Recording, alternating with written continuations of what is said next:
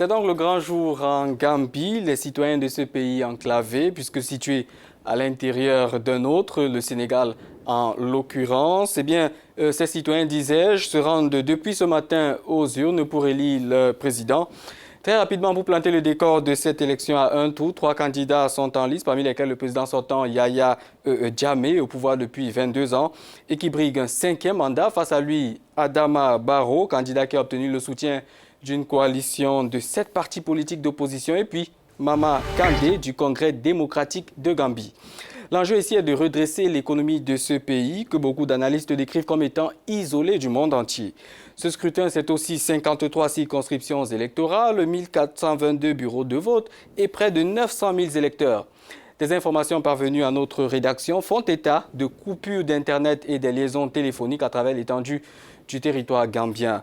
Au dernier jour de la campagne, quelques candidats se disaient confiants en leur capacité. Suivez plutôt. Rien ne se passera. Ce n'est pas la première fois que nous organisons des élections. Ils ne gagneront pas. Le pays avancera plus vite que jamais ces 22 dernières années. Mais je suis aussi fier de ce que j'ai accompli ces 22 dernières années. Parce que ce que j'ai fait en 22 ans, les colons britanniques n'ont pas su le faire en 400 ans en Gambie. Notre système électoral résiste au trucage et à la fraude. On ne peut pas frauder aux élections. Our chances are great. People have shown of tremendous support. Nous avons de grandes chances. Les gens nous ont témoigné un soutien énorme. Avec ce soutien, nous sommes sûrs à 100% de gagner et avec une bonne avance. Les Gambiens souffrent depuis 22 ans parce que nous avons quelqu'un au pouvoir qui veut rester au pouvoir par tous les moyens. Nous avons quelqu'un qui s'impose à tout le monde. Et c'est pour ça que nous nous sommes réunis, pour le défier. La Gambie a un unique système de vote. Au lieu d'utiliser des bulletins de vote comme dans la plupart des pays, ils utilisent plutôt des billes. Des marbres sont déposés dans ce qu'on appelle des tambours et non les urnes que vous connaissez, désignées pour chaque candidat. Et ce système a été utilisé pendant les 6 dernières années. Un directeur de la commission électorale indépendante dans le pays explique comment se déroule le processus.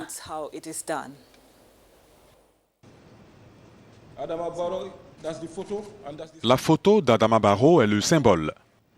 Les urnes sont en gris, vert et violet. Et si vous mettez la bille dans le petit trou, là, elle doit tomber sur cette cloche qui sonnera. C'est tout. Et vous sortez. Le nombre de petits trous remplis par les billes est le nombre de votes obtenus par un candidat dans ce bureau de vote. Par exemple, s'il vous arrive de remplir cette boîte, nous avons 13 votes.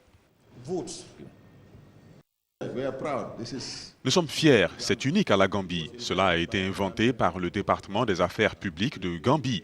On utilise ce système depuis plus de 60 ans maintenant et ça marche très bien pour notre système électoral. Voilà, et puis la commission électorale gambienne a pendant longtemps été accusée de favoriser la fraude en faveur du président sortant Yaya Jammeh. Mais le président de cette organisation rassure ici. On l'écoute. Notre slogan, c'est le fair play, l'intégrité et la transparence. Nous sommes donc fiers de pouvoir dire formellement que nous suivons cette philosophie, contrairement à ce qui est écrit par rapport à la IEC.